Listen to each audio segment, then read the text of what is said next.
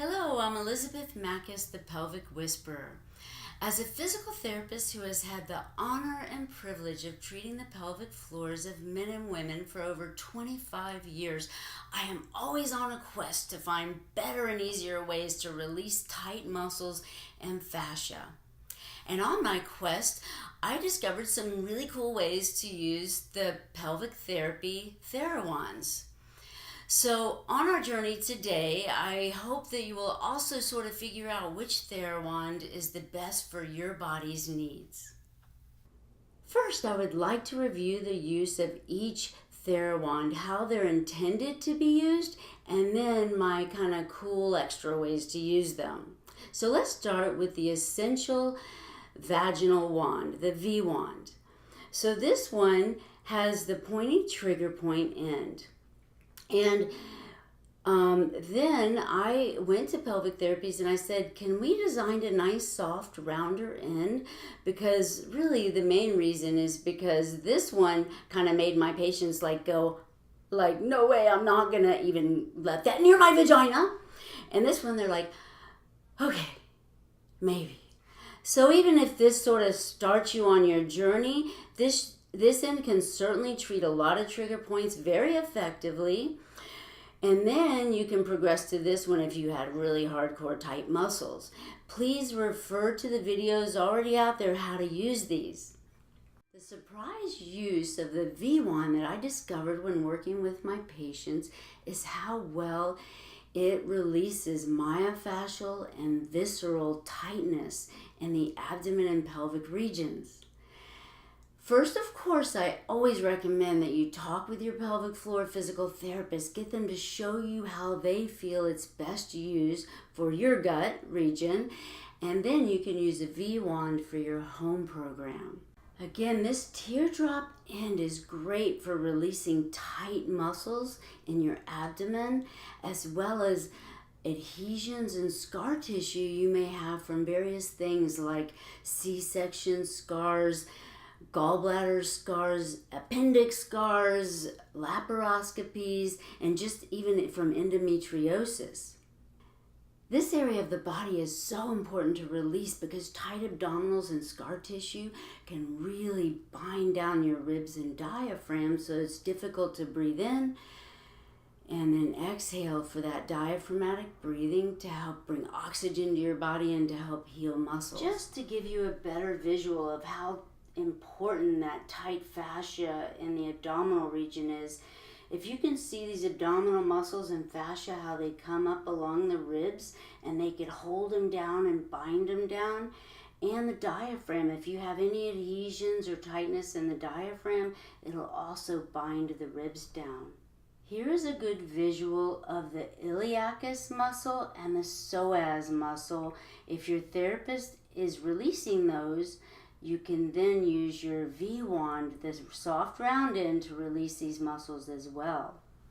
The V-wand is great for mobilizing your colon when you have constipation, and pain patients have a lot of constipation, usually either because of the pain medications they're on or their anus is so tight they can't have bowel movements.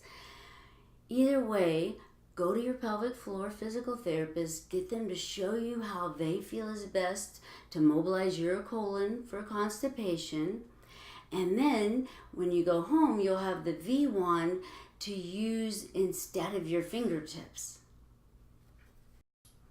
All right, before I lie down and show you how I would have my patients do mobilization of their colon, let me give you a visual of what's going on in your body. So in your body, if you're laying down and someone's looking into your belly, this is what you see. You're going to see on your left side is going to be your sigmoid colon, and that is actually where it goes out, the anus and the rectum. And then over here is going to be your appendix and your cecum, and the ascending colon, the transverse colon, and the descending colon. And I will show you how I massage that when I lie down. I wanted you to really see where the aorta is, right in the center, so you just want to skip that region when you're doing your mobilization. Let me show you how I tell my patients to do their colon massage using the wand. So I'm showing you standing, but actually I'd be laying down on my back so you can be totally relaxed and your abdominal muscles aren't pulling tight. But I would have my patients go in and first start stimulating the sigmoid colon like I showed you on the poster. And I do at least 4 deep, slow circles. And if you have a lot of hard constipation, then you may have to stay there 6 or 8 times to mobilize it. But if something is painful and it doesn't get better after a few circles, then don't be doing it. Talk to your therapist. Then you're going to go over again to this area in your colon where your appendix is and where the cecum is, where the small intestine comes into the large intestine.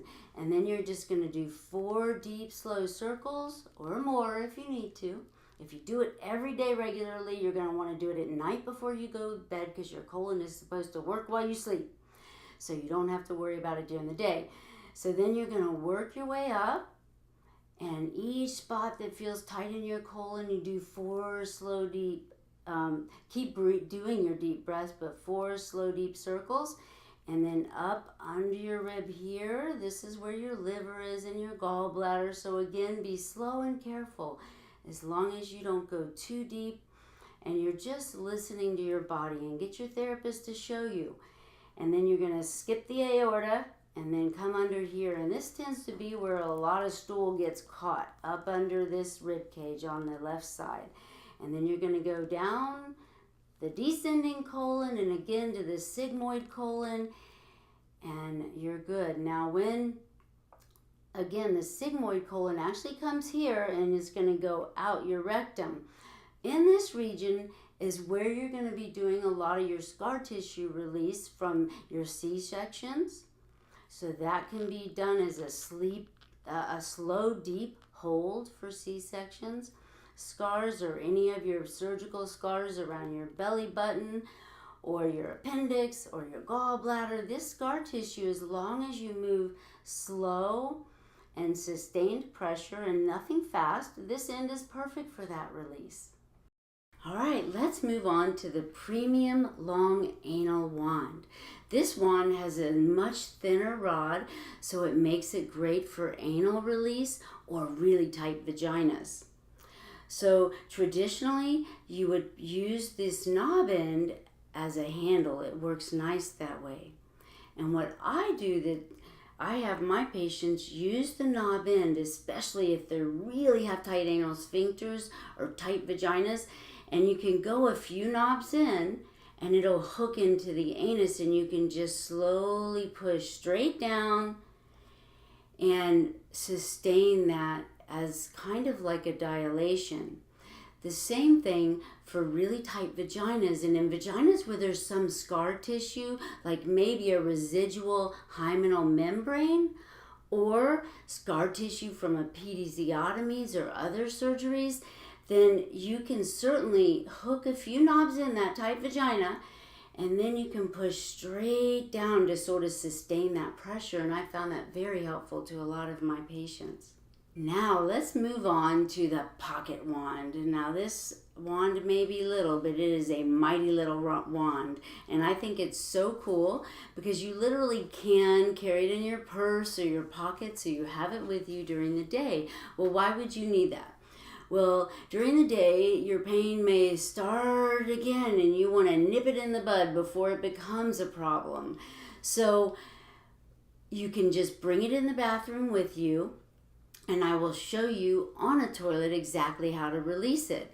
And where you're going to release for women is obviously vaginally, and for men, you are going to want to release the perineum, which is of course right behind the testicles and in front of the anus. So you can use the pocket wand just like this to get externally in this perineum, and then off to the side to the ischial tuberosity where your internal obturator muscles and pelvic floor muscles are. Another amazing useful way to use this pocket wand that helps my patients a lot is when women have their posterior vaginal wall prolapsing, a rectocele, what happens is the stool kind of gets stuck in this pocket and it makes it hard to go to the bathroom. So we call it splinting. You can put the wand in the vagina and hold it against the posterior wall as you have a bowel movement. And it's very easy, and I will show you that as well on the toilet. All right, so like I said, you got to keep your sense of humor. Now, since I am not the cooking and cleaning type, I'm not going to really take you into my bathroom. But if you could imagine, if I had fun with this, I'd be having a pink bathroom, right? That would be me, right? So what I want to do is just show you there's some tricks about bringing your pocket wand to the bathroom. The main thing is that pelvic pain patients mostly actually feel good on the toilet because sitting hurts except when there's a hole there. But even on the toilet, I want you to sit back on the toilet before you do your release so that your thighs distribute the force evenly. Because if you're just hanging on one edge or whatever, it's just too much pressure. You want even pressure. You want to be able to keep a relatively good posture even when releasing with the pocket wand. So you don't want to be like slumped down here because again, that puts some pressure on your whole body. So if you can, for vaginal or perineal release in men, it's probably better if you're sitting so you can relax, even though men are going to go to the bathroom standing up, but for urination, but you can see where I'm going to be able to relax here, get the wand in your vagina, and feel free if it's easier for you to use two hands so you don't have to work as hard, you can do it that way. And if you are using this to splint the posterior wall of your vagina so you can go to the restroom, it's going to be this way, and you'll put it in your vagina and just gently put pressure backwards as you have a bowel movement. And again, when you're actually releasing the muscle, it'll be more the other angle towards the muscles that you're going to release. Okay, happy toileting. All right, let's move on to the trigger wand, one of my obvious favorites. And this again was designed for internal anal release because of the narrow rod. And the ball on the end goes nicely into the anus to treat the anterior pelvic floor with the curved end. And then the straighter end again will treat the posterior pelvic floor. Please see my video for that. All right, so now we're going to get to those really cool uses for the trigger wand that I discovered on my own body. So for all you overdoing workaholic exercise junkies, which includes many of my pelvic pain patients, this will be very helpful. The angle of this knob and curve is really amazing to release fascia and muscles externally. So I'm just going to take you through how to do that from your bottom of your foot to your neck.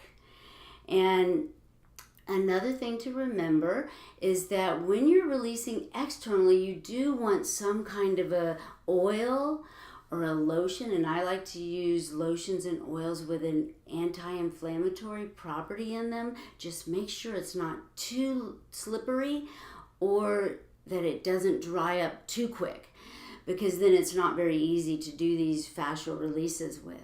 All right, when I lay down, I'll be releasing muscles behind me, and this is so you can kind of see where we're releasing. The upper trapezius and the levator scapula muscle, you can get really far down with the wand. So, and you can do this obviously in sitting or standing.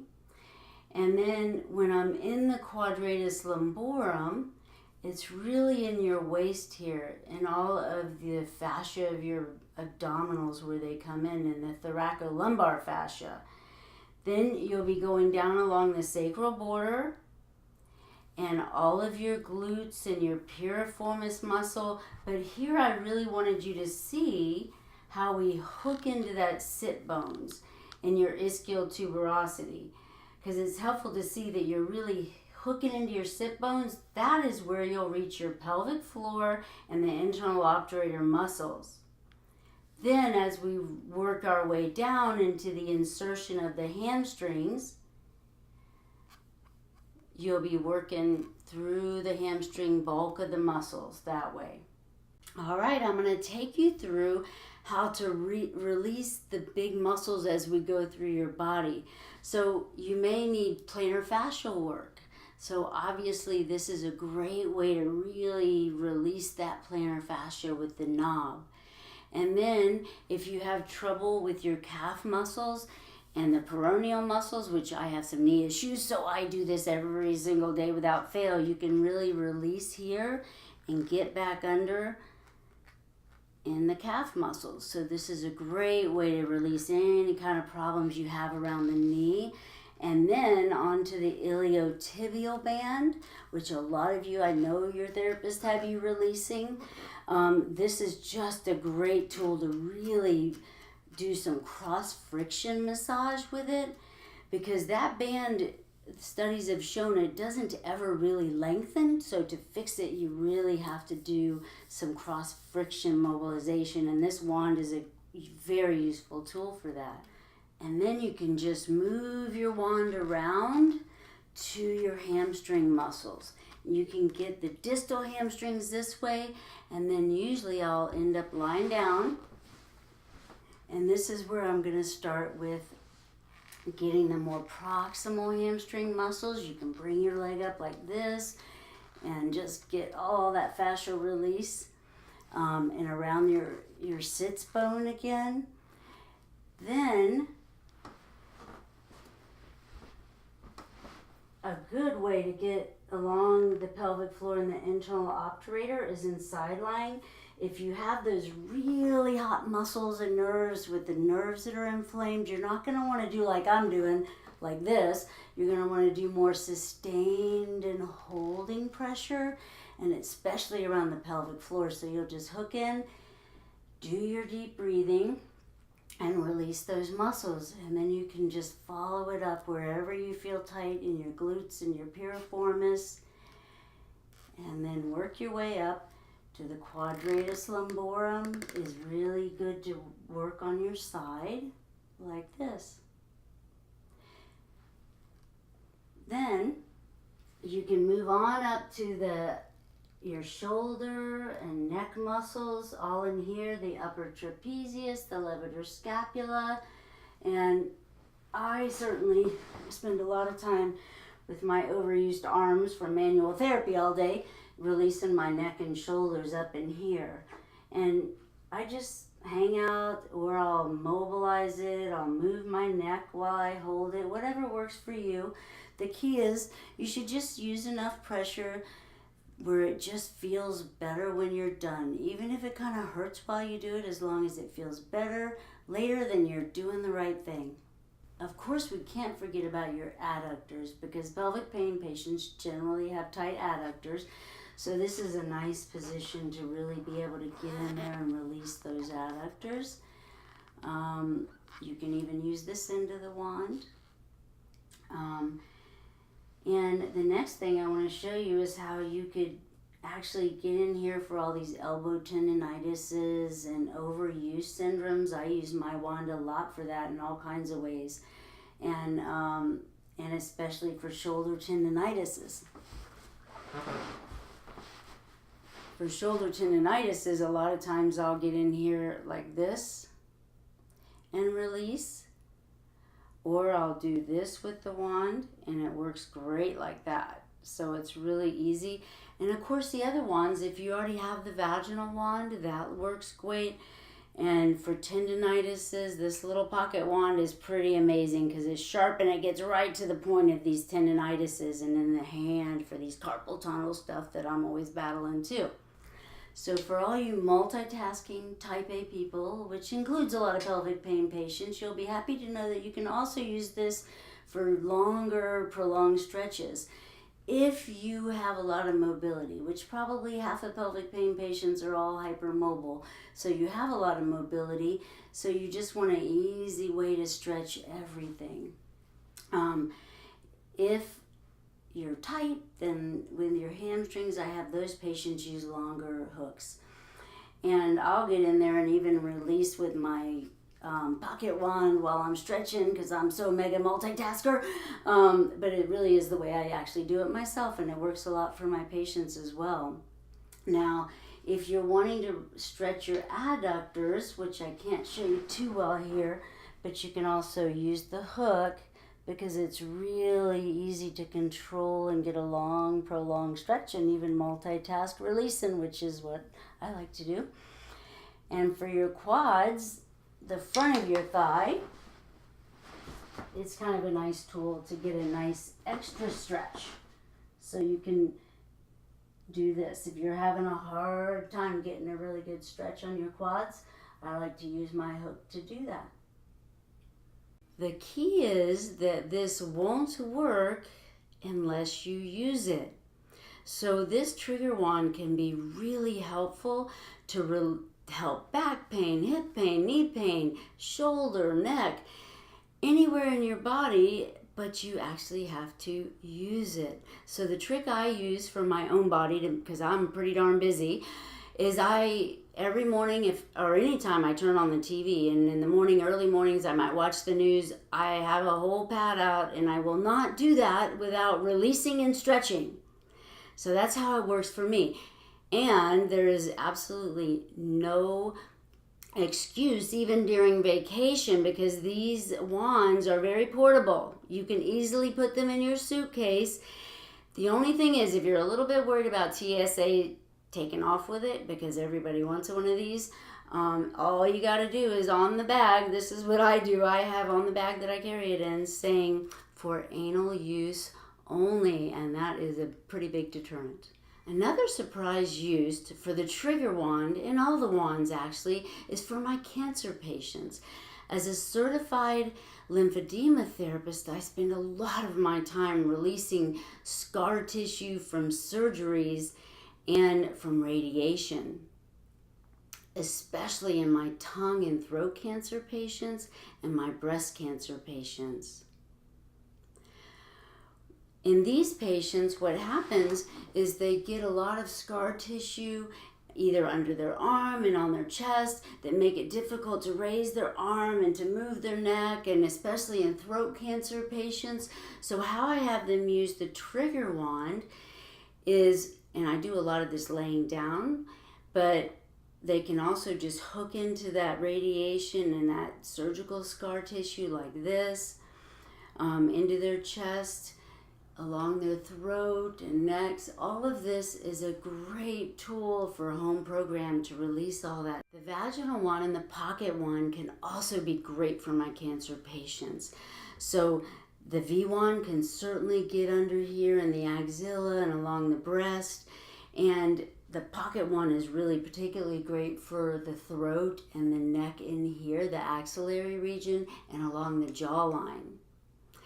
So I might choose those in some cases, but if the patient has a lot of posterior scapular problems and upper neck trap region problems, then I'll have them get the trigger wand because that's the only way to really get that. To figure out what wand is best for you, ideally you should really try them all. And so what I do in my clinic is I have a set of all 4 wands, and I just use a condom cover or a probe cover on the end so my patients can try it to see which wand meets their needs the best. Now I know that there's a lot of different ways to release things externally out there, from foam rollers to balls to hooks, and all of these are wonderful tools. It's just I tend to recommend the wands because they're light and easy to carry and easy to store because they're not very big. They're also super easy to clean with soap and water. And another thing is, like for my pelvic pain patients, a lot of them tend to be hypermobile. So their joints don't stay in place very easily, like when you're using a foam roller, and their tissue tends to be super sensitive to touch, so especially around the hip. So it's hard to put your body weight on a foam roller. Whereas and also a ball, and the ball kind of rolls out and gets out from under you. Whereas if you have the trigger wand or one of the other wands, it can more easily hook in and stay there.